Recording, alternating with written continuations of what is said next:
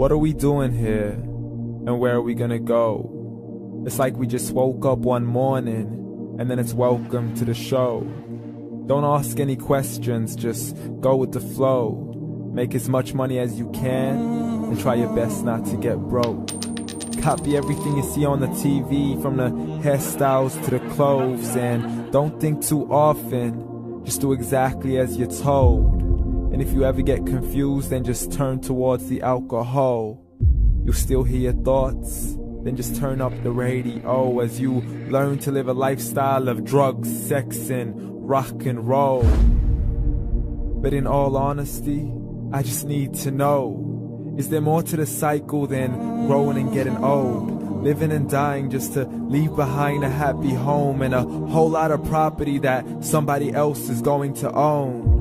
I just really need to know before the casket's closed, 'cause I'm not willing to gamble with my soul, nor am I ready to take any chances. These are just simple life questions, and I'm just searching for some answers. Like, what are we doing here? And what is our purpose? How did we get here, and who made us so perfect? And what happens once we go, or is this world all really worth it?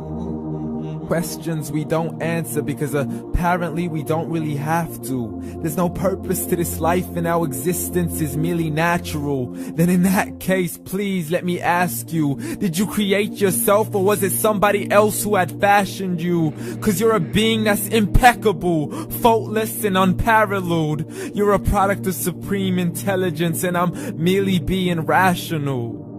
For there isn't a camera on this earth that can come close to the human eye, nor a computer that can compete alongside the human mind. And if the whole world was to come together, we wouldn't be able to create a single fly.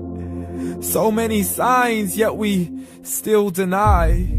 As science tries to justify that all this could come from none, when it's a simple sum. 0 plus 0 plus 0 cannot possibly ever give you 1. So from where did all this order come? For everything has its origins, a maker, a creator of its own. I mean, the only reason you're watching this video is because somebody had to press upload. So we can believe in the Big Bang, but I'd rather believe in He who caused it to explode. Allah, the creator of everything along with every single soul. The ever-living, the master, the only one who is in control. Unlike his creation, beyond our imagination. And no, he's not a man, nor does he have any partners in association. He's on his own. And no, he did not ever leave us alone. Just like every manufacturer, he left us with an instruction manual.